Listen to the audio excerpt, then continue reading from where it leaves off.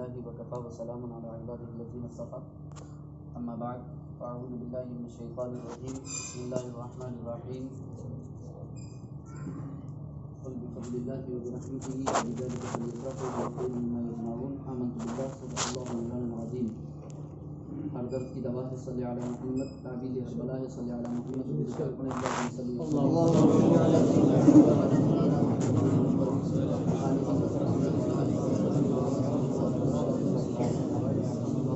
یا کریم اللہ وعلی آلہ واصحابہ یا شفیعنا عند اللہ. اللہ رب العزت کی بارگاہ میں دعا کرتے ہیں پروردگار عالم ہماری اس محفل کو قبول فرمائے. آمین. ہمارے حافظ القدر علی جناب الحاج الطاف حسین صاحب سلمہ المنان حافظ الرحمن رضی اللہ عنہ وسلم، اللہ تعالیٰ ان کے اس ہوٹل میں اس ریسٹورینٹ میں برکت عطا فرمائے. جس مقصد خیر سے انہوں نے یہ محفل سجائی اللہ رب العزت اس مقصد میں انہیں کامیابی عطا فرمائے. میں مختصر سے وقت میں چند باتیں آپ سے گزارش کرنا چاہوں گا اور اس امید کے ساتھ کہ آپ اچھے سے سنیں گے انشاءاللہ. اور چونکہ ہم جو ابھی بیٹھے ہیں نماز عشاء کے بعد سے، تو یقیناً ہم ایک ذکر کی محفل میں ہیں، ایک ذکر کی مجلس میں ہیں، اور یہ ہمارا حلقہ ذکر تھا. یہ ہمارا حلقہ ذکر تھا اور اتنی دیر سے ہم اوراد و وظائف پڑھ رہے تھے، قرآن مقدس کی تلاوت کر رہے تھے، درود و سلام کے نذرانے پیش کر رہے تھے، کلمہ طیبہ کا ورد کر رہے تھے، اور یہ تمام اذکار، اوراد، اعمال، اشغال ہم یہاں پر ابھی اس میں الحمدللہ کافی دیر سے مشغول تھے. اللہ رب العزت قبول فرمائے. اللہ کے رسول سرور کونین صلی اللہ علیہ وسلم کا فرمان عالی شان ہے. صحیح مسلم شریف کی حدیث پاک کے امام مسلم میں صحیح مسلم شریف کے اندر ایک چیپٹر، ایک باب، اس کا عنوان یہ رکھا ہے باب فضل الاجتماع علی تلاوت القرآن والذکر. یعنی کسی ایک جگہ میں، اللہ کے کسی گھر میں یا کسی بھی جگہ میں چند مؤمنین کا جمع ہو کر کے قرآن مقدس کی تلاوت کرنا اور اللہ اور اس کے رسول کا ذکر کرنا. یعنی دو کاموں کے لیے چند مؤمنین جمع ہوں، قرآن کی تلاوت کے لیے، اسے پڑھنے کے لیے، پڑھانے کے لیے، سیکھنے کے لیے، سکھانے کے لیے جمع ہوں، اور اللہ کے ذکر کے لیے جمع ہوں. اس کی فضیلت کا بیان اس باب میں انہوں نے کیا ہے. اور اس کے تحت ایک حدیث پاک ذکر کی ہے. حدیث پاک میں اللہ کے رسول سرور کونین صلی اللہ علیہ وسلم کا ارشاد گرامی ہے کہ چند مسلمان، ایک قوم اگر اللہ کے گھروں میں سے کسی گھر میں جمع ہو کر کے اللہ کے کلام کی تلاوت کرتے ہیں، ادھر تشریف لے آئیں ماشاءاللہ، اللہ کے کلام کی تلاوت کرتے ہیں، یتلون کتاب اللہ ویتدارسونہ، تلاوت کرتے ہیں، اس کا مدارسہ کرتے ہیں، ان پر سکینہ نازل ہوتا ہے، رحمت الہی انہیں ڈھانپ لیتی ہے، گھیر لیتی ہے، اور فرشتے اس محفل میں حاضر ہو جاتے ہیں. تو اب ہمیں یہ دیکھنا ہے کہ ذکر کی محفل میں حدیث پاک کے مطابق سکینہ بھی نازل ہوتا ہے، رحمتوں کا نزول ہوتا ہے، خیرات و برکات کا نزول ہوتا ہے، اور فرشتوں کی یقینی آمد بھی ہوتی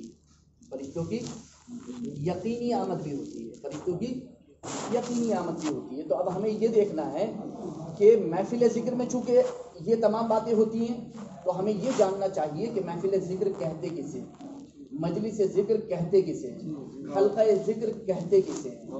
تو اسی صحیح مسلم شریف کی حدیث پاک کی روشنی میں اس کے تحت شراح حدیث اور شارحین حدیث جو ہے وہ اس حدیث پاک کی شرح کرتے ہوئے فرماتے ہیں، جن میں بالخصوص میں ذکر کروں گا علامہ ابی مالکی رحمۃ اللہ تعالی علیہ کا. وہ فرماتے ہیں کہ علامہ خطابی نے فرمایا کہ ہر وہ مجلس کہ جس میں اللہ کے پاک کلام کی درود پاک پڑھیں، اللہم صلی اللہ علیہ وسلم.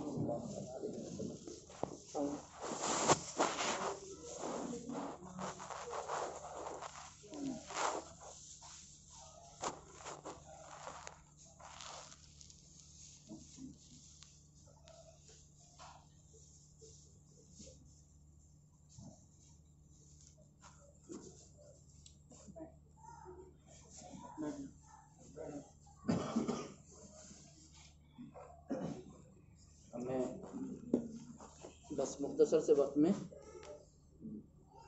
تو علامہ ابئی مالکی کیا فرماتے ہیں؟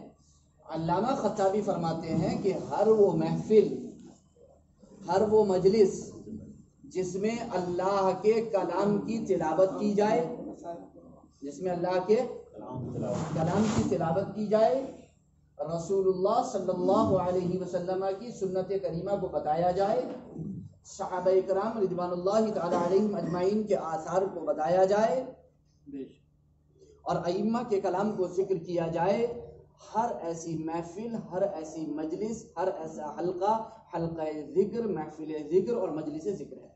اللہ کے کلام کی تلاوت، رسول اللہ کی سنت کریمہ، صحابہ کے آثار، ائمہ کا کلام، جس میں یہ بیان کیا جائے وہ محفل ذکر ہے، مجلس ذکر ہے۔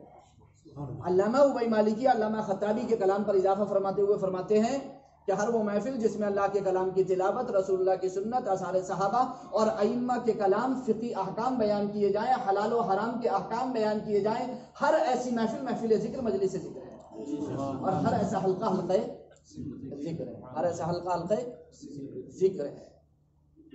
اب یہ تو ہمیں پتہ چل گیا کہ کس حلقے کو حلقہ ذکر کہیں گے، کس محفل کو محفل ذکر کہیں گے، کس مجلس کو مجلس ذکر کہیں گے، لیکن ہمیں یہ بھی جاننا چاہیے کہ اللہ کے رسول سرور کونین صلی اللہ علیہ وسلم نے ذکر کے حلقوں کے بارے میں، محفل ذکر کے بارے میں، مجلس ذکر کے بارے میں ارشاد کیا فرمایا۔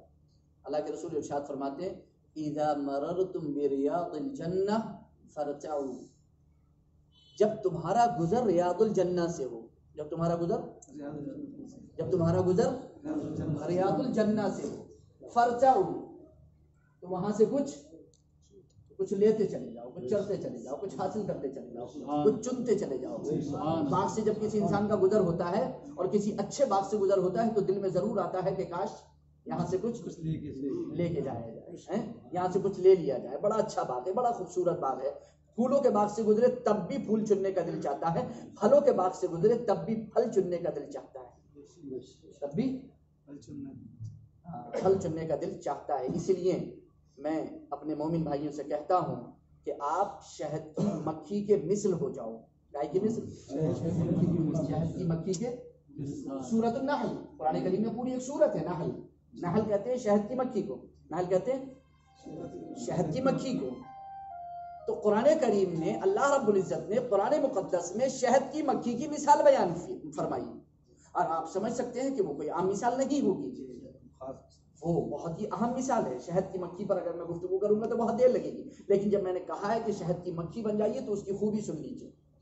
شہد کی مکھی کی عادت ہے، اس کی فطرت ہے کہ وہ اچھی جگہ بیٹھتی ہے، گندی جگہ نہیں بیٹھتی۔ شہد کی مکھی اچھی جگہ بیٹھتی ہے، گندی جگہ۔ شہد کی مکھی جب اپنے گھر سے نکلتی ہے تو ایک جھنڈ کی شکل میں نکلتی ہے، ایک جماعت کی شکل میں نکلتی ہے، ایک یونٹی ہوتی ہے ان کی، ایک ان کا اتحاد ہوتا ہے، ایک ان کا اتفاق ہوتا ہے، وہ ان کے آگے ان کا ایک سردار ہوتا ہے، ان کا ایک امیر ہوتا ہے، اس امیر کے اشارے پر وہ تمام مکھیاں ایک سمت میں چلتی چلی جاتی ہیں،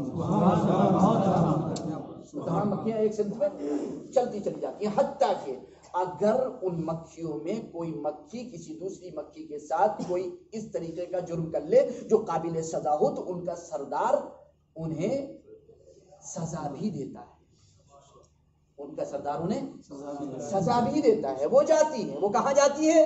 وہ جاتی ہے باغوں میں، وہ جاتی ہیں کہاں پر؟ باغوں میں۔ وہ رس لے کر کے آتی ہیں گائے کا اور پھلوں کا، گائے کا، پھولوں کا اور پھلوں کا۔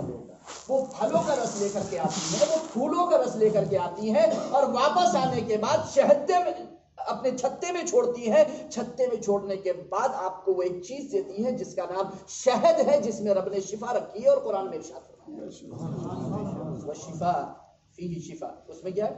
شفا، اس میں شفا ہے، اس میں کیا ہے؟ اس میں شفا ہے۔ وہ شفا چھوڑتی ہے۔ دنیا کی واحد چیز ایسی ہے کہ جس کا ان پٹ بھی اچھا ہے اور آؤٹ پٹ بھی اچھا ہے، جس کا ان پٹ بھی اچھا ہے اور آؤٹ پٹ بھی اچھا ہے۔ وہ جو کھاتی ہے وہ بھی بہت اچھا ہے، اور جو دیتی ہے وہ بھی بہت اچھا ہے۔ شہد کی مکھی بنو، اچھی جگہ جاؤ، اچھے لوگوں سے ملو، اچھے باغوں میں جاؤ، اچھا کھاؤ، اچھا پہنو، اچھا بولو، اچھے لوگوں سے ملو، اچھے لوگوں سے ملاقات کرو. اور صرف اتنا ہی نہیں، جب اچھوں سے مل رہے ہو، اچھا کھا رہے ہو، اچھا پہن رہے ہو، تو دوسروں کو بھی اچھا ہی دو. صرف دو مت، اچھا دو ہی واپس. شہد کی مکھی جیسے اچھا لے کر آتی ہے، ویسی اس سے زیادہ اچھا دیتی ہے، اس سے زیادہ اچھا دیتی ہے. اور میری نظر میں ماضی قریب کے اندر اگر شہد کی مکھی اس دور میں کوئی گزرا ہے تو امام اہل سنت مجدد ملت فاضل بریلوی علیہ رحمۃ اللہ کی واحد شخصیت ہے کہ جو شہد کی مکھی کی مثال پہ بھرپور صادق آتی ہے. پچھلے 1300 سال میں، پچھلے 1200 سال میں، 1250 سال میں گزرے ہوئے مختلف علماء اکرام کی بارگاہوں میں وہ پہنچے ہیں، مختلف بارگاہوں میں انہوں نے زانو ادب طے کیا ہے، مختلف علماء کی بارگاہوں میں زانو ادب طے کیا ہے. ہر دور کے اولیاء کاملین، بزرگان دین، ہر دور کے علماء اہل سنت، مفتیان اعظام، ائمہ مجتہدین کی بارگاہوں میں انہوں نے زانو ادب طے کیا ہے. اور ہر بارگاہ سے چن کے فتاوی رضویہ کی شکل میں شہد آپ کو شریف کی شکل میں. نعرہ تکبیر، نعرہ تکبیر، نعرہ رسالت، علامہ مولانا فیضان میاں صاحب قبلہ، نعرہ تکبیر. فتاوی رضویہ شریف کی شکل میں شہد انہوں نے قوم کے حوالے عطا فرما دیا، اور شہد میں شفا ہے یہ رب کا فرمان ہے. اور میں فتاوی رضویہ کو اس دور میں شفا سمجھتا ہوں، شہد سمجھتا ہوں، شفا سمجھتا ہوں. اگر ہمیں اپنی شفا چاہیے تو فتاوی رضویہ سے تمسک کرنا چاہیے، اسے پکڑنا چاہیے، مضبوطی سے عمل کرنا چاہیے. اور ہاں، ممکن ہے کہ شہد سے ایک بار میں شفا نہ ملے، کیونکہ اللہ کے رسول کی بارگاہ میں ایک صحابی حاضر ہوئے، یا رسول اللہ میرا پیٹ کچھ گڑبڑ ہے. یا رسول اللہ ارشاد فرمایا، اللہ کے رسول نے فرمایا شہد استعمال کرو. شہد استعمال کیا، پیٹ اور زیادہ قابو سے باہر. عرض کیا اللہ کے رسول میرا پیٹ تو اور قابو سے باہر. اللہ کے رسول نے فرمایا دوبارہ استعمال کیجیے. پھر استعمال کیا، وہ اور قابو سے باہر. عرض کیا اللہ کے رسول میرا پیٹ تو اور زیادہ خراب ہو گیا. اللہ کے رسول نے فرمایا ایک بار اور استعمال کیجیے. جب تیسری مرتبہ جا کر کے انہوں نے شہد استعمال کیا تو انہیں شفا مل گئی. تو ممکن ہے فتاوی رضویہ ایک بار میں سمجھ میں نہ آئے تو دوسری بار پڑھیے، دوسری بار سمجھ میں نہ آئے تو تیسری بار پڑھیے، بالآخر شفا ملے گی، یہ میری گارنٹی ہے انشاءاللہ. علماء اہل سنت والجماعت فرماتے ہیں کہ شفا ملے گی. تو شفا ملے گی اس طریقے سے علماء کی بارگاہوں میں بیٹھنے سے، کیونکہ علماء شہد کی مکھیوں کے مانند ہیں، جہاں سے آپ کو صرف شہد ملے گا، زہر کا کوئی کام نہیں. زہر کا کوئی کام علماء کے پاس شہد زہر نہیں ہے. اس لیے آپ کو چاہیے کہ آپ علماء کے پاس پہنچیں اور علماء اہل سنت کے پاس پہنچے، کیونکہ وہ شہد صرف دکھاتے نہیں ہیں، دیتے بھی شہد ہی ہیں. اور اگر آپ علماء اہل سنت کے سوا کسی کے پاس پہنچیں گے تو امام اہل سنت کے فرمان کے مطابق شہد دکھائے، زہر پلائے، قاتل ڈائے، شوہر کس مردار پہ کیا للچانا دنیا دیکھتا ہے، تو وہ شہد دکھائیں گے، زہر پلائیں گے، شہد دکھائیں گے اور زہر پلائیں گے. اس لیے ضرورت اس بات کی ہے کہ آپ علماء اہل سنت کے پاس رہیں اور شہد پیئیں، نہ کہ شہد کی شکل میں زہر پی کے آ جائیں اور بعد میں کہیں کہ جناب ہمارے ایمان کا کیا ہوگا. بعد میں وہ سوچنے کی ضرورت نہیں ہے. تو ابھی تو حلقہ ذکر، ہمیں ذکر کی محفلوں میں جانا ہے، ہمیں ذکر کی مجلسوں میں جانا ہے. یہ ذکر کی محفلوں میں آج جو آپ آئے ہو نا، یہ جھنڈ کی شکل میں آپ یہاں پر آئے ہو. یہاں سے جاؤ گے کچھ لے کر کے جاؤ گے، کچھ چن کر کے جاؤ گے، شہد لے کر کے جاؤ گے، انشاءاللہ شفا ملے گی. بدن کو بھی ملے گی، روح کو بھی ملے گی، بدن کو بھی ملے گی، روح کو بھی شفا ملے گی. اللہ کے رسول سرور کونین صلی اللہ علیہ وسلم نے ارشاد فرمایا اذا مررتم بریاض الجنہ فارتعوا، جب تمہارا ریاض الجنہ سے گزر ہو تو کچھ لیتے چلے جاؤ. ریاض الجنہ سے جب تمہارا گزر ہو تو، آج اوریجنل شہد کے لیے لوگ مارے مارے پھر رہے ہیں، ہاتھ نہیں آ رہا. اوریجنل شہد کے لیے لوگ مارے مارے پھر رہے ہیں، بہت رقم دے رہے ہیں، خطیر رقم دے رہے ہیں، لوگ کافی پیسہ دے رہے ہیں، گاؤں میں کہہ کر کے رکھتے ہیں پہلے سے جناب اگر کوئی دیسی شہد مل جائے کسی جگہ تو ہمیں ضرور بتانا، ہمیں ضرور بچانا. اس لیے مارکیٹ بہت بڑھ گئی ہے. میں نے پھر آپ سے کہہ دیا کہ دیسی اور اصلی شہد جو ہے فتاوی رضویہ ہے، اسے پیتے رہنا، اسے استعمال کرتے رہنا. تو صحابہ کرام نے عرض کیا یا رسول اللہ وما ریاض الجنہ یا رسول اللہ. ریاض الجنہ تو آپ جانتے ہیں، جنہوں نے حج کیا ہوگا ریاض الجنہ جانتے ہوں گے، جنہوں نے حج کیا ہوگا انہوں نے ریاض الجنہ دیکھا ہوگا. اللہ کے رسول نے کیا فرمایا ما بین بیتی و منبری روضۃ من ریاض الجنہ، میرے گھر اور میرے منبر کے درمیان کا جو حصہ ہو گیا. ہاں اب ہم اگر اس کو یوں روایت نہیں کہتے ما بین قبری و منبری روضۃ من ریاض الجنہ، تو وہابیت کی جو ہے وہ عالم میں جو ہے وہ آگ لگ جاتی ہے اور وہ کہتے ہیں جناب بیت بدل کے آپ نے قبر کر دیا ہے. ارے بھائی بھائی اور قبر دونوں الگ الگ تھوڑی ہیں. جہاں پر قبر ہے وہیں پہ بیت ہے, جہاں پہ بیت ہے وہیں پہ قبر ہے. اور یہ حدیث پاک سے ثابت ہے. حضرت ابوبکر صدیق اکبر نے کیا فرمایا تھا, نبی کا انتقال جہاں ہوتا ہے اسی جگہ اس کی تدفین بھی ہوتی ہے. تو ما بین قبری و منبری روضۃ من ریاض الجنہ, میری قبر اور میرے روضے کے درمیان, میرے روضے اور میری منبر کے درمیان کیا ہے, جو حصہ ہے وہ ریاض الجنہ. لیکن سوال یہ پیدا ہوتا ہے کہ یہاں جو ریاض الجنہ سرکار نے فرمایا کہ جب تمہارا گزر ریاض الجنہ سے ہو تو کچھ وہاں سے کچھ لیتے جانا, کچھ وہاں سے, کچھ شہد وہاں سے, وہ ریاض الجنہ کون سا ہے؟ اب ہر بندہ تو مدینے پہنچے گا نہیں, ہر بندے کو تو ملے گا نہیں وہاں پہنچ کر کے ریاض الجنہ. اللہ کے رسول نے ارشاد فرمایا صحابہ کرام کے پوچھنے پر, المساجد, اللہ کے رسول نے ارشاد فرمایا مسجد ریاض الجنہ ہے, اور مسجدوں میں خدا کی قسم ذکر کے علاوہ کچھ نہیں ملے گا, ذکر کے علاوہ کچھ نہیں. اور جو مسجدیں ذکر کے علاوہ کسی مقصد سے بنائی جاتی ہیں وہ مسجد زرار کی طرح ختم کر دی جاتی ہیں, وہ مسجد زرار کی طرح ختم کر دی جاتی ہیں. ایک روایت میں یہ ہے المساجد ریاض الجنہ المساجد, اور ایک روایت میں ہے حلق الذکر. اللہ کے رسول نے فرمایا ذکر کے حلقے ہی ریاض الجنہ ہیں. جب تمہارا محفل ذکر سے گزر ہو, جب تمہارا محفل مجلس ذکر سے گزر ہو, جب تمہارا حلقہ ذکر سے گزر ہو, تو تم ذکر کی محفل سے کچھ لیتے جاؤ. اور آپ ذکر کی محفل کو کوئی معمولی بات مت سمجھنا. آپ حلقہ ذکر کو کوئی معمولی بات, ہم بہت دیر سے یہاں پر حلقہ ذکر میں موجود تھے, یہ ہمارے اسلاف کا طریقہ ہے, بزرگوں کا طریقہ ہے, سنت ہے, اور ہم اس کو کرتے چلے آتے ہیں. حلقہ ذکر آپ اس کو معمولی بات مت سمجھنا. اللہ کے رسول سرور کونین صلی اللہ علیہ وسلم نے ارشاد فرمایا, صحیح مسلم شریف کی حدیث پاک ہے, اللہ کے کچھ فرشتے زمین میں گردش کرتے رہتے ہیں. سیاحین ہیں, وہ کون ہیں؟ سیاحین. ان کا کام ہی ہے گردش کرتے رہنا, اور ان کی ڈیوٹی ہے, ان کی ڈیوٹی کیا ہے؟ حلقہ ذکر کو تلاش کرتے رہتے ہیں. کہاں ذکر کی محفل چل رہی ہے, کہاں ذکر کی مجلس چل رہی ہے, کہاں حلقہ ذکر چل رہا ہے, وہ تلاش کرتے رہتے ہیں. اور جب حلقہ ذکر سے ان کا گزر ہوتا ہے تو فوراً حلقہ ذکر میں شامل ہو جاتے ہیں اور آ کر کے ذاکرین کے ساتھ بیٹھ جاتے ہیں. جب ذکر کی محفل ختم ہو جاتی ہے بارگاہ الہی میں پہنچ جاتے ہیں. بارگاہ الہی میں پہنچتے ہیں تو پروردگار عالم ارشاد فرماتے ہیں کہاں سے آ رہے ہو. اللہ کے رسول فرماتے ہیں تمہارا رب زیادہ جانتا ہے کہ وہ کہاں سے آ رہے ہیں. اس سے یہ بھی پتہ چلا کہ سوال کرنا علم کے منافی نہیں ہے. سوال کرنا علم کے منافی نہیں ہے. اللہ بھی سوال کر رہا ہے کہاں سے آ رہے ہو, جبکہ اللہ زیادہ جانتا ہے کہ فرشتے کہاں سے آ رہے ہیں. فرشتے تھوڑی بتائیں گے اللہ کو ہم کہاں سے آ رہے ہیں, رب جانتا ہے. مگر چونکہ اس نے فرمایا فذکرونی اذکرکم, تو میرا ذکر کرو میں تمہارا, تم میرا خلا میں ذکر کرو گے اسی جیسی محفل میں تمہارا ذکر کروں گا, تو میرا خلا میں ذکر کرو گے میں اسی جیسی محفل میں, اس سے بہتر محفل میں تمہارا ذکر کروں گا. تو میرا طاعت سے ذکر کرو گے, تو میرا طاعت سے ذکر کرو گے, میں تم پر عطا اور بخشش سے تمہارا ذکر کروں گا. تم میری طاعت سے, تم میرا طاعت سے ذکر کرو گے, میں عطا سے تمہارا ذکر کروں گا, یعنی میں تم پر انعام و اکرام کی بارشیں کروں گا, رحمت کی بارشیں کروں گا. تو پروردگار عالم ارشاد فرماتے ہیں کہاں سے آ رہے ہو. عرض کرتے ہیں اے پروردگار عالم ہم تیرے بندوں کے پاس سے آ رہے ہیں. کیا کر رہے تھے میرے بندے, حالانکہ تمہارا رب زیادہ جانتا ہے کہ وہ کیا کر رہے تھے, وہ کیا کر رہے تھے تمہارا رب زیادہ جانتا ہے. فرشتے عرض کرتے ہیں پروردگار عالم یسبحونک ویحمدونک ویکبرونک ویہللونک ویمجدونک. اے پروردگار عالم وہ تیری تسبیح بیان کر رہے تھے, وہ سبحان اللہ کہہ رہے تھے, وہ الحمدللہ کہہ رہے تھے, وہ اللہ اکبر کہہ رہے تھے, وہ لا الہ الا اللہ کہہ رہے تھے, سبحان اللہ والحمدللہ ولا الہ الا اللہ واللہ اکبر, یہ ذکر کر رہے تھے.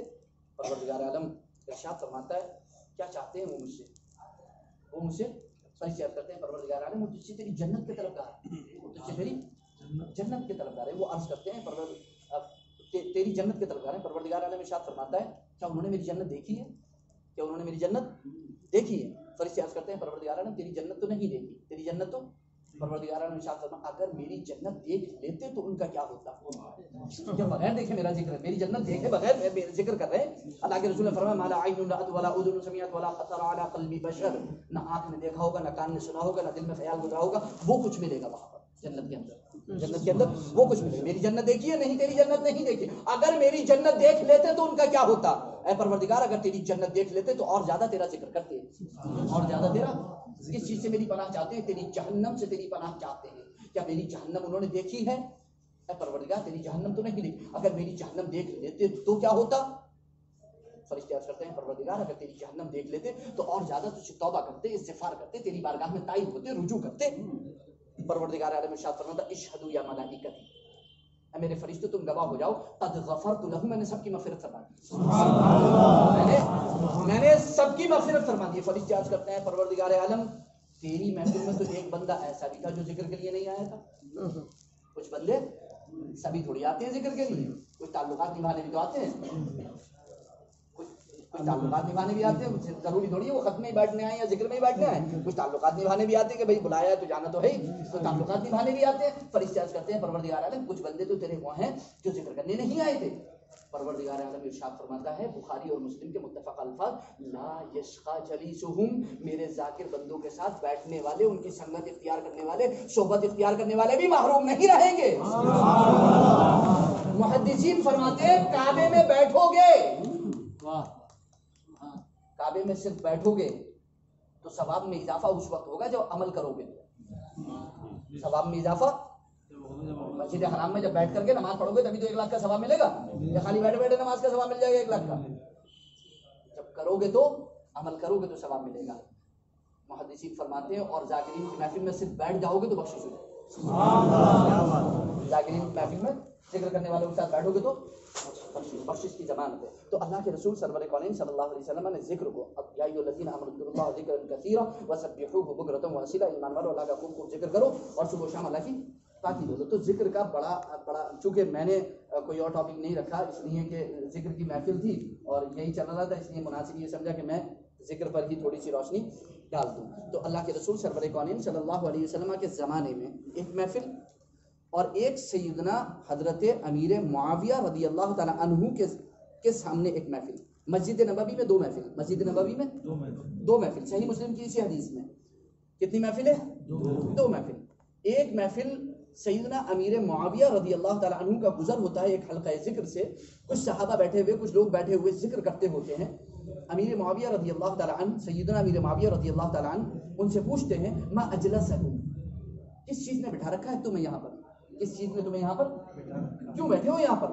وہ کہتے ہیں جلسنا نذکر اللہ, ہم اللہ کے ذکر کے لیے بیٹھے ہیں یہاں پر, ہم یہاں پر اللہ کے ذکر کے لیے بیٹھے ہیں. سیدنا امیر معاویہ رضی اللہ تعالیٰ عنہ ارشاد فرماتے ہیں بخدا بتاؤ, یعنی خدا کی قسم کھا کر کہو کیا تم صرف اس لیے بیٹھے ہو؟ وہ کہتے ہیں خدا کی قسم ہم صرف اسی لیے یہاں پر بیٹھے ہیں. تو سیدنا امیر معاویہ رضی اللہ تعالیٰ عنہ ارشاد فرماتے ہیں کہ میں نے کسی تہمت کی وجہ سے تم کو قسم نہ کھلوائی, بس میں نے اللہ کے رسول کو سنا ہے. اللہ کے رسول کا بھی ایک حلقہ ذکر سے گزر ہوا تھا, اللہ کے رسول کا بھی ایک مجلس ذکر, ایک محفل ذکر سے مسجد نبوی میں گزر ہوا تھا. تو اللہ کے رسول نے بھی ان سے سوال کیا تھا. یہ دوسری محفل ہے, یہ دوسری محفل ذکر ہوا تھا, گزر ہوا تھا. تو اللہ کے رسول نے ان سے پوچھا تھا کس لیے بیٹھے ہو؟ ما اجلسکم, کس چیز نے تمہیں یہاں بٹھا رکھا ہے, کیوں یہاں بیٹھے ہو؟ تو صحابہ کرام نے کہا تھا جلسنا نذکر اللہ ونحمدہ علی ما ہدانا للاسلام ومن علینا بہ, یا رسول اللہ ہم یہاں اللہ کا ذکر کرنے کے لیے اور جو اس نے ہمیں اسلام کی ہدایت عطا فرمائی اس پر اپنے رب کا شکر کرنے کے لیے, حمد کرنے کے لیے بیٹھے ہیں, اور جو اس نے احسان فرمایا, اسلام عطا فرما کر اس کا ذکر اور شکر کے لیے یہ محفل ہم نے سجائی ہے. اللہ کے رسول نے ارشاد فرمایا خدا کی قسم کھا کر کے کہو کیا صرف اس لیے بیٹھے ہو؟ انہوں نے کہا یا رسول اللہ ہم خدا کی قسم کھا کر کہتے ہیں ہم صرف اس لیے بیٹھے ہیں. اللہ کے رسول نے ارشاد فرمایا میں نے کسی تہمت کی وجہ سے تمہیں قسم نہ کھلوائی, بلکہ قسم کیوں کھلوائی, کیوں پوچھا اللہ کے رسول نے؟ ایسے ایک دم اچانک سے محفل سے جا کر کے پوچھا قسم کھا کر بتاؤ صرف اس لیے بیٹھے ہو, صرف اس لیے بیٹھے ہو؟ کیونکہ اللہ کے رسول سرور کونین صلی اللہ علیہ وسلم کی بارگاہ میں جبریل امین پہنچ چکے تھے. یا رسول اللہ آپ کے جانشار وہاں بیٹھے ہوئے ذکر کر رہے ہیں اور اللہ رب العزت فرشتوں کی محفل میں ان کے ذریعے سے فرشتوں پر فخر کر رہا ہے. یباہی بہم الملائکہ, اللہ رب العزت ان کے ذریعے سے فرشتوں پر فخر کر رہا ہے. کیا کہا تھا فرشتوں نے؟ وَإِذْ قُلْنَا لِلْمَلَائِكَةِ اسْجُدُوا وَإِذْ قَالَ رَبُّكَ لِلْمَلَائِكَةِ إِنِّي جَاعِلٌ فِي الْأَرْضِ خَلِيفَةً قَالُوا أَتَجْعَلُ فِيهَا مَن يُفْسِدُ فِيهَا وَيَسْفِكُ الدِّمَاءَ وَنَحْنُ نُسَبِّحُ بِحَمْدِكَ وَنُقَدِّسُ لَكَ قَالَ إِنِّي أَعْلَمُ مَا لَا تَعْلَمُونَ. کیا کہا تھا فرشتوں نے؟ ایسے کو خلیفہ بنائے گا جو خون خرابہ کرے گا, جا کر کے خون بہائے گا. ہم تو تیری تقدیس کرتے ہیں, ہم تو تیری تحمید کرتے ہیں, ہم تو تیری پاکی بیان کرتے ہیں. رب نے فرمایا جو میں جانتا ہوں تم نہیں جانتے. رب فرماتا ہے دیکھو میرے یہ بندے, یہ وہی تو ہیں جن کے بارے میں تم نے کہا تھا کہ ایسوں کو خلیفہ بنایا جائے گا. یہ دیکھو ذکر کر رہے ہیں بیٹھے, یہ دیکھو حمد کر رہے ہیں بیٹھے. رب فخر کرتا ہے ان کے ذریعے سے فرشتوں پر. تو آپ محفل ذکر کو معمولی ذکر مت سمجھنا. ایک روایت کے الفاظ یہ تھے وَمَنَّ عَلَيْنَا بِهِ, اسلام دے کر جو اس نے احسان فرمایا, یہ صحیح مسلم کے الفاظ ہیں روایت کے. اگر آپ سنن نسائی کے اندر چلے جائیں گے اور مسند امام احمد بن حنبل کے اندر چلے جائیں گے تو ان دونوں کی روایت ملے گی ومن علینا بک یا رسول اللہ. خطاب کا صیغہ، خطاب کی ضمیر ہے، ضمیر خطاب ملے گی وہاں پر. کیا ہے؟ یا رسول اللہ آپ کو ہمارے درمیان بھیج کر کے جو احسان فرمائے، آپ کو ہمارے درمیان بھیج کر کے احسان فرمائے. تو یہ محفلیں جس میں اللہ کا ذکر ہوا، اس کے رسول کا ذکر ہوا، حضور کی آمد کا ذکر ہوا، حضور کی بعثت کا ذکر ہوا، حضور کو اللہ نے بھیجا، یہ تمام باتوں کا ذکر کر رہے تھے. ایک رات تو حضرت سفیان بن عیینہ اور ایک دوسرے فضیل، حضرت فضیل، دونوں کے دونوں رات بیٹھے عشاء کی نماز پڑھ کے اور فجر کی نماز تک رات بھر صرف اور صرف اللہ کی نعمتوں کو شمار کرتے رہے. رات بھر صرف اللہ کی نعمتوں کو شمار کرتے رہے. ہم جب یہ محفلیں ذکر کرتے ہیں، ان محفلوں کا ذکر کرتے ہیں، ان مجلسوں کا ذکر کرتے ہیں، تو کچھ لوگ کہتے ہیں کہ جناب یہ کوئی میلاد کی محفلیں تھوڑی تھی، آپ جشن میلاد النبی کی محفلیں کہاں سے کرتے ہو؟ ہم کہتے ہیں جناب آپ ذرا چشمہ لگا کر کے دیکھیں، صحیح مسلم میں اگر یہ ہے ومن علینا بہ، اسلام دے کر ہم پر احسان فرمایا، تو صحیح سنن نسائی اور مسند امام احمد بن حنبل کی روایت میں ومن علینا بک یا رسول اللہ، آپ کو ہمارے درمیان بھیج کر جو احسان کیا. تو یہ تو دیکھو کہ ذکر کائے کا کر رہے تھے، رسول کی آمد کا ذکر کر رہے تھے اور اس بات کا ذکر کر رہے تھے اے اللہ تو نے جو ہم پر احسان فرمایا رسول کو بھیج کر کے. اور اگر اس سے بھی کوئی بڑی محفل چاہیے تو پھر غزوہ تبوک سے واپسی کے موقع پر اللہ کے رسول سرور کونین صلی اللہ علیہ وسلم نے جو ایک مقام پر قیام فرمایا، وہاں پر رکے، تو حضرت عباس سرکار کے چچا رضی اللہ تعالی عنہ وارضاہ عنا بارگاہ رسالت میں حاضر ہوئے. یا رسول اللہ میں آپ کی نعت پڑھنا چاہتا ہوں، میں آپ کی نعت پڑھنا چاہتا ہوں، میں آپ کی توصیف کرنا چاہتا ہوں، میں آپ کی تعریف کرنا چاہتا ہوں، میں آپ کی تعریف و توصیف کرنا چاہتا ہوں، نعت پڑھنا چاہتا ہوں. اللہ کے رسول سرور کونین صلی اللہ علیہ وسلم نے ارشاد فرمایا اللہ تمہارے زبان کو ملمہ سازی سے محفوظ فرمائے. کہو کیا کہتے ہو؟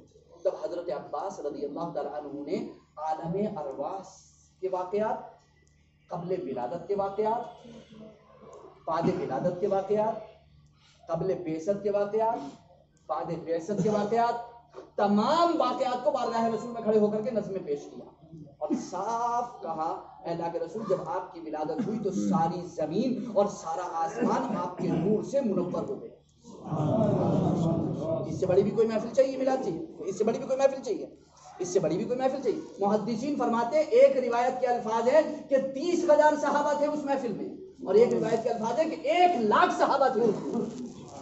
تو یہ محفل ذکر کی محفلیں ہیں، ذکر کی مجلسیں ہیں. یہاں سے جب گزرا کرو تو کچھ لے لیا کرو، کچھ حاصل کر لیا کرو. اللہ رب العزت مجھے آپ کو سب کو توفیق عطا فرمائے. میں نے جو آیت کریمہ تلاوت کی، اللہ رب العزت کے ساتھ فرماتا ہے قل آپ فرمائیے بفضل اللہ وبرحمتہ فبذلک فلیفرحوا وخیر مما یجمعون. آپ فرمائیے کہ مومنین کو چاہیے کہ وہ اللہ کے فضل اور اس کی رحمت پر خوشی منائیں. اللہ کے فضل اور اس کی رحمت پر خوشی منائیں. مجھے 20 منٹ ہو گئے ہیں. اللہ کے فضل اور اس کی رحمت پر خوشی منائیں. اللہ کے فضل اور اس کی رحمت پر خوشی منائیں. یہاں خوشی منانے کا حکم ایک بار ہے یا دو بار؟ آیت کریمہ میں خوشی منانے کا حکم ایک بار ہے یا دو بار؟ جب عبارت پڑھو گے تو ایک بار، تفسیر میں جاؤ گے تو دو بار، کیونکہ وہ عربی کا قاعدہ ہے، عربی کے اصول کے مطابق. وہاں پر قل بفضل اللہ وبرحمتہ فلیفرحوا فبذلک فلیفرحوا. مومنین کو چاہیے کہ اللہ کے فضل اور اس کی رحمت پر خوشی منائیں، اور انہیں چاہیے کہ صرف اسی پر خوشی منائیں. یہاں تاکید بھی ہے اور حثر بھی ہے، یہاں پر تاکید بھی اور حثر بھی ہے. علامہ امام فخر الدین رازی رحمۃ اللہ تعالی علیہ فرماتے ہیں خوشی منانا واجب. یہاں پر خوشی منانا واجب، لیکن خوشی کائے پر مناؤ گے؟ یا تو لذات جسمانیہ پر، یعنی وہ لذتیں جو جسم کی طرف منسوب ہیں، یعنی جسمانی لذتوں پر خوشی مناؤ گے، یا لذات روحانیہ پر، یا لذات روحانیہ. فرماتے ہیں یہاں پر روحانی لذتوں پر خوشی منانے کا حکم ہے، کیونکہ لذات جسمانیہ تو فانی ہے. لذات جسمانیہ تو جسمانی لذتیں تو فانی ہے، مال یہیں رہ جائے گا، دولت یہیں رہ جائے گی، شہرت یہیں رہ جائے گی، سب کچھ یہی. لیکن لذات روحانیہ پر خوشی مناؤ، لذات روحانیہ پر خوشی مناؤ. اور جب لذات روحانیہ پر خوشی مناؤ گے تو وہ اللہ کی نعمتوں پر خوشی مناؤ گے. لذات روحانیہ پر خوشی مناؤ گے تو اللہ کی نعمتوں پر خوشی مناؤ گے. اور دو چیزوں کا ذکر کیا، دو روحانی لذتوں کا یہاں پر ذکر کیا. نمبر 1 فضل، نمبر 2 رحمت. نمبر 1 فضل، نمبر 2 رحمت. تو فضل اور رحمت پر خوشی منانے کا حکم رب کا قرآن میں، خوشی منانا واجب فضل پر اور رحمت پر. اب رہا یہ کہ فضل اور رحمت سے مراد کون ہے، تو تفسیریں بہت ہیں کہ فضل سے مراد قرآن، رحمت سے مراد اسلام، فضل سے مراد اسلام، رحمت سے مراد قرآن، فضل سے مراد علم، رحمت سے مراد سیدنا عبداللہ ابن عباس رضی اللہ تعالیٰ عنہ کی ایک تفسیر کے مطابق جناب محمد رسول اللہ صلی اللہ علیہ وسلم، جناب محمد رسول اللہ صلی اللہ علیہ وسلم. بس ایک حدیث پاک اللہ کے رسول ارشاد فرماتے ہیں من اعطی عطاء فوجد فلیجزی به فإن لم یجد فلیثنی فإن من اثنى فقد شکر ومن کتم فقد کفر. اللہ کے رسول فرماتے ہیں جب تمہیں کوئی عطیہ دے، کوئی ہدیہ دے اور تمہارے پاس اس کے بدلہ دینے کی طاقت ہو، کچھ دے سکتے ہو اس کے بدلے میں تو دے دو، اور اگر اس کی استطاعت نہ ہو، نہیں دے سکتے ہو، تو کم سے کم اس پر اس کی ثنا تو کریے، اس پر اس کی تعریف تو کریے، کم سے کم اس کی تعریف تو. کیوں؟ فإن من أثنى فقد شکر، کیونکہ جس نے تعریف کر دی اس نے شکریہ ادا کر دیا، اس نے عطیہ ہدیے کا شکریہ. ومن کتم فقد کفر، اور جس نے اتنی بھی زحمت نہ کری، تعریف کرنے کی بھی زحمت نہ کری، تو اس نے ناشکری، اس نے کفران نعمت کیا، اس نے کفران نعمت کیا. اب عطیے اور ہدیے اور عام عطیے اور ہدیے کی باتیں جو میرے اور آپ کے اور ہم سب کے درمیان جس کا لین دین ہوتا ہے، لیکن میں پوچھنا چاہتا ہوں کہ جناب محمد رسول اللہ سے بڑا عطیہ اور ہدیہ کو دکھا سکتا ہے؟ آپ سے بڑی کوئی نعمت دکھا سکتا ہے؟ سب سے بڑی نعمت نعمت عظمیٰ، نعمت کبریٰ، رحمت عالم صلی اللہ علیہ وسلم، رحمت للعالمین، سب سے بڑی نعمت. قرآن کریم میں نعمت کا ذکر ہے، نعمت سے مراد جناب محمد رسول اللہ صلی اللہ علیہ وسلم. اب ہم آپ سے پوچھنا چاہتے ہیں کہ اس نعمت کا بدل تو ہمارے پاس ہے نہیں، لیکن کم سے کم رب کا شکر تو ادا کر ہی سکتے ہیں، اس نعمت پر تعریف تو کر ہی سکتے ہیں، زبان تو کھول ہی سکتے ہیں، یا پھر زبان بھی نہیں کھولنے دو گے، اس پر بھی روک دو گے؟ نہیں، آپ سے خطاب نہیں، ان سے جو روکتے ہیں. ہاں، امام اہل سنت اعلیٰ حضرت عظیم البرکت فاضل بریلوی علیہ رحمہ فرماتے ہیں ذکر روکے، فضل کاٹے، نقص کا جویا رہے، پھر کہے مردک کی ہوں امت رسول اللہ کی. تجھ سے اور جنت سے کیا مطلب؟ ہم رسول اللہ کی جنت، ہم رسول اللہ کی جنت، رسول اللہ کی، ہم رسول اللہ کی جنت، رسول اللہ کی. تو اللہ رب العزت اپنے حبیب سرور کونین صلی اللہ علیہ وسلم کے تصدق و طفیل ہماری اس محفل کو قبول فرمائے. بس میں نے چونکہ ذکر کی بات کہی ہے، تو جو ذکر حدیث پاک میں بیان کیا گیا، میں آپ سے چاہوں گا کہ میرے ساتھ مل کر کے وہ ذکر کر لیں اور اس محفل کو ختم یہیں پر کریں گے، اور اس کے بعد دعا ہوگی انشاءاللہ اپنے حدیث سے. تو آپ بہت اطمینان سے، سکون سے، بہت اپنے قلب و ذہن کو حاضر کر کے میرے ساتھ وہ ذکر کر لیں اور اس محفل کو یہیں پر اختتام کریں.